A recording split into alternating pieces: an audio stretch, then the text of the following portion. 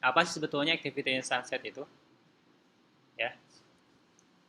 Jadi ketika konfigurasi berubah, contohnya kita muter HP kita, itu akan konfigurasi perubahan konfigurasi tersebut akan membatalkan tata letak atau layout atau sumber daya lainnya di activity.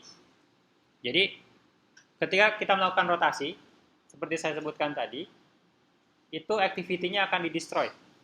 Termasuk di dalamnya adalah datanya juga. Datanya, kemudian layout-nya, ataupun resource lainnya. Itu akan semuanya dihapus, di-destroy. Nah, ketika ada data yang misalkan dipakai, contohnya Anda membuat counter, hitunglah. Ada aplikasi nambah 1 tambah 2 gitu. 1 tambah 2 harusnya 3 kan?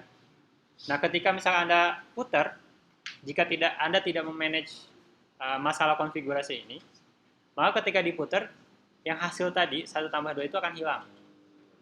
Gitu. Karena apa? Karena di sini perubahan konfigurasi ini akan membatalkan semuanya. Tata letaknya, sumber daya, ya. Contohnya memutar gawai, kemudian hal ini juga bisa terjadi karena memilih bahasa sistem. Contohnya Anda pakai bahasa Indonesia, terus Anda pengen belajar bahasa Inggris, berubah jadi bahasa Inggris gitu kan. Atau misalkan Anda menggunakan mode multi-window, split gitu. Nah, ketika Anda menggunakan split itu juga dihapus semua resource-nya. Gitu. Nah, apa yang terjadi ketika konfigurasi tersebut berubah? Nah, pada saat perubahan konfigurasi, pertama Android akan mematikan activity yang tadi kita lihat. Dia akan memanggil on pause, on stop, kemudian on destroy. Jadi tiga callback ini akan dipanggil sekaligus gitu. Secara berurutan. Jadi misalkan Anda sedang membuka YouTube kan, YouTube Anda bisa baru lihat nih, terus Anda putar jadi landscape kan. Nah, sebetulnya yang tadi Anda lihat pertama itu akan dimatikan, akan dihancurkan. Jadi on pause, on stop, on destroy. Tapi Anda tetap bisa melihat yang Anda lihat sebelumnya kan. Itu kenapa? Karena dia memulai ulang aktivitas tersebut gitu. Jadi si Android nanti itu akan mengulang activity yang tadi di-destroy. Memulai ulang activity yang tadi di-destroy dengan memanggil on create, on start, on resume lagi. Nah, sekarang data yang ada di sini kira-kira gimana gitu. Kalau kita nggak nge-manage. Tadi kan Anda lagi lihat apa? Lagi lihat misalkan SpongeBob lah. Saya punya anak kecil. Jadi, atau misalkan Baby Bass gitu. Anda lagi lihat portrait. Terus Anda putar. Kalau misalnya kita nggak nge-manage, yang tadinya Anda lihat Baby Bass, mungkin ketika di landscape kan, Baby Bass-nya sudah hilang. Bisa jadi error. Gitu. Itu stat namanya. Informasinya tadi gitu.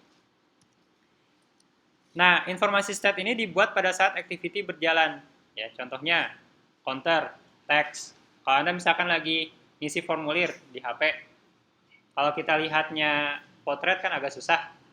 Terus kita ubah gitu. Kalau kita nggak nge-manage nih, teks yang sudah kita masukin itu akan hilang juga. Ya. Kemudian stat akan hilang ketika gawai dirotasi, perubahan bahasa, tombol back ditekan, atau sistem membersihkan memori. Dia akan hilang.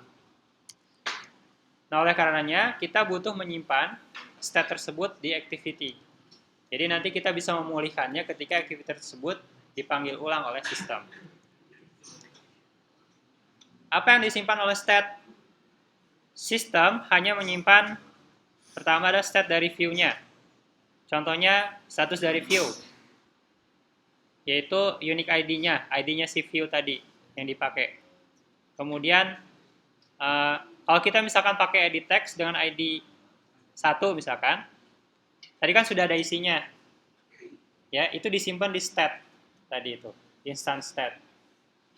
Nah, kemudian intent yang dia juga akan menyimpan intent yang dimulai activity dan datanya yang ada dalam extract intent tersebut. Minggu lalu kita sudah belajar intent kan? Ya, ada penyimpanan data, pemanggilan data melalui intent. Nah, data tersebut juga akan hilang kalau terjadi perubahan konfigurasi. Nah, di sini kita bertanggung jawab untuk menyimpan informasi yang ada pada activity di atas ini. Ya, jadi si Android sistem Android itu nggak mau tahu ada data apa di situ gitu. Nah, kita harus melakukan penyimpanan data ini. Nah, bagaimana kita menyimpan data tersebut? Ya, kita bisa mengimplementasikan metode onSafe instance state dalam activity. Metode ini nanti akan dipanggil Android runtime ketika terdapat kemungkinan activity dihancurkan. Nah, jadi ketika misalkan si sistem Android dia akan menghancurkan activity yang kita buat, ya, ini nanti si metode ini akan dipanggil oleh si Android. Nah, kita bisa menyimpan dengan menggunakan metode ini. Nah, kita bisa menyimpan data hanya untuk instan dari activity selama sesi ini saja. Artinya kalau kita misalkan menghapus activity-nya, menghapus aplikasinya, bukan menghapus aplikasinya, kita ganti aplikasi.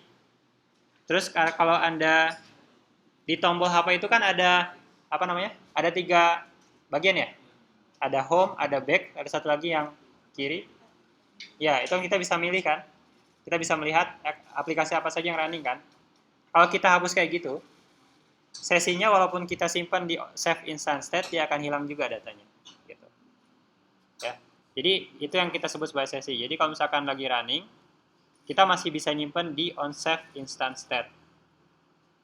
Nah, nanti jadinya kita butuh mengoverride. Jadi di activity yang kita punya, kita butuh mengoverride metode namanya onSafe instance state. Ini kita masukkan bundle out state. Jadi ini yang sebetulnya nanti sudah ada di Android runtime, ya. Dan nanti ketika si Android runtime itu akan memanggil onSafe instance state ini akan dimasukkan, ya. Kemudian, nah kita bisa menyimpan datanya. Ini mirip kayak kita memasukkan data di intent, ya kan? Intent.putString kan, atau put extra gitu. Ini mirip. OnState, misalkan kita mau menyimpan datanya string, counter misalkan, hasil hitungan, kita bisa menyimpan dengan key misalkan count, string value of, ini dari view yang mana, jadi ini view-nya, get text. Jadi gini contohnya. Anggaplah kita punya aplikasi counter, kan? Ini counter. Kira-kira kalau dilihat dari alat ini ada apa? Ini apa? Button. Ini? Ya, text view atau edit text bisa juga ya. Edit text atau text view. Nah, ini kan misalkan kita anggap dia sebagai mSouth count. Ini mSouth count. Kan ada nilainya ya. Nilainya 5 gitu kan. Nah, kita bisa ngambil nilai ini dengan cara mSouth count dot get text.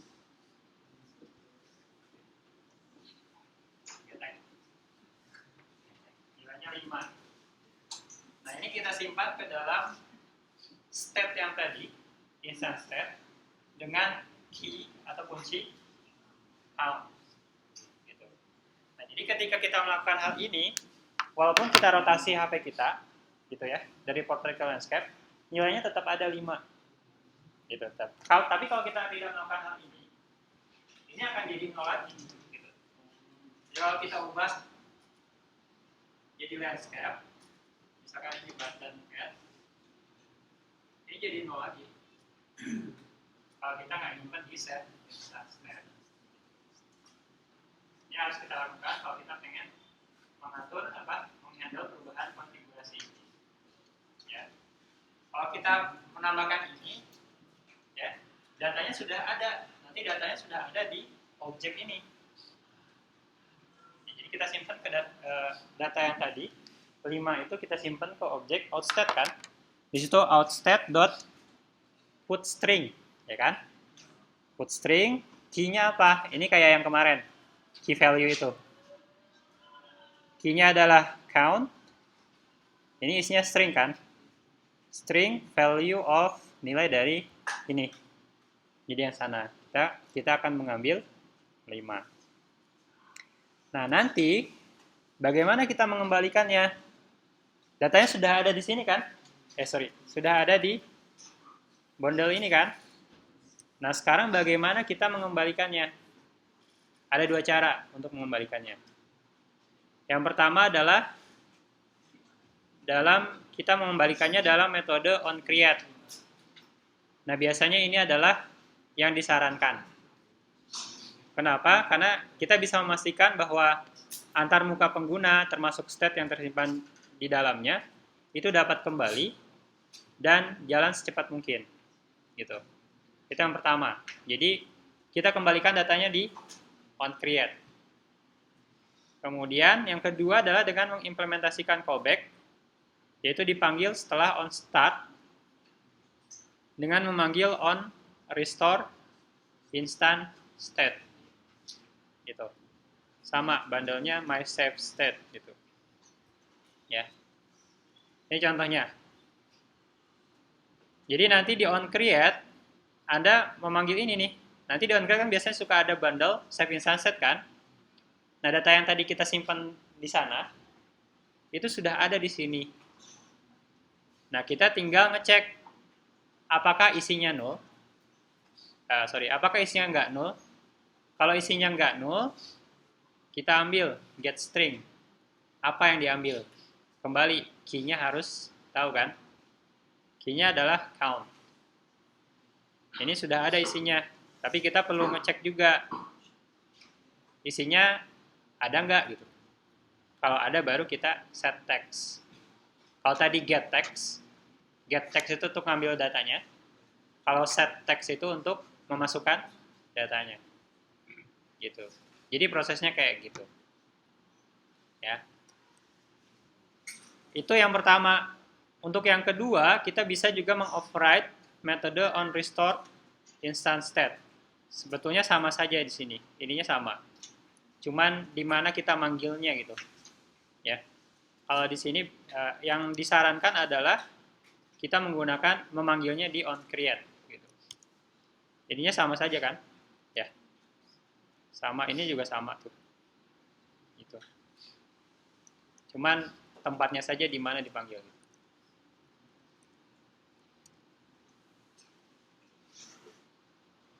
Sampai sini ada pertanyaan nggak?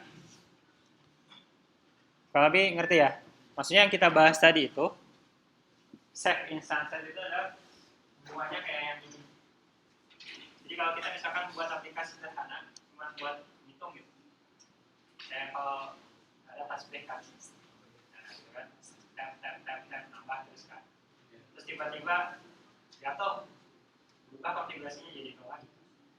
Kalau kita nggak ngatur yang tadi, supaya tidak terjadi hal seperti itu, kita gunakan save instant state tadi. Ya, seperti itu. Jadi kayak gitu. Nah, save instant state ini hanya sifatnya itu temporary. Hanya sementara. Ya. Jadi kalau misalkan kita hapus, kita bersihin aplikasinya dengan nge-tap yang paling kanan ya. Apa tuh namanya, roller ya? Ya. Kayak kita ngapus gitu kan. Setnya hilang semua gitu. Jadi walaupun kita nyimpen dengan cara tadi, tetap setnya di reset jadi 0 kembali. Makanya kalau Anda pengen kalau Anda pengen menyimpannya dengan lebih lama, di sini disarankan untuk menggunakan shared preference atau kita nyimpan ke database. Anda pernah masuk ke setting sebuah aplikasi? Anda misalkan pakai WhatsApp, sekarang kan sudah ada mode mode gelap ya, dark mode. Anda bisa ngatur kan? Anda bisa switch toggle on off gitu kan? Ketika Anda tutup aplikasi itu, kemudian Anda buka lagi, kembali ke yang semula nggak? Nggak kan? Nah, karena dia menggunakan ini, shared preference. Jadi nanti ada cara untuk pembahasan ini akan kita bahas di bagian data. Gitu. Bedanya dengan save instance state itu adalah sementara. Kalau aplikasinya kita wipe gitu, kita bersihkan, itu hilang datanya. Ya. Makanya kalau misalnya kita pengen menyimpannya lebih lama, istilahnya antar sesi, kita gunakan shared preference atau database. Seperti itu. Ya. Anda bisa mempelajari lebih lanjut di sini.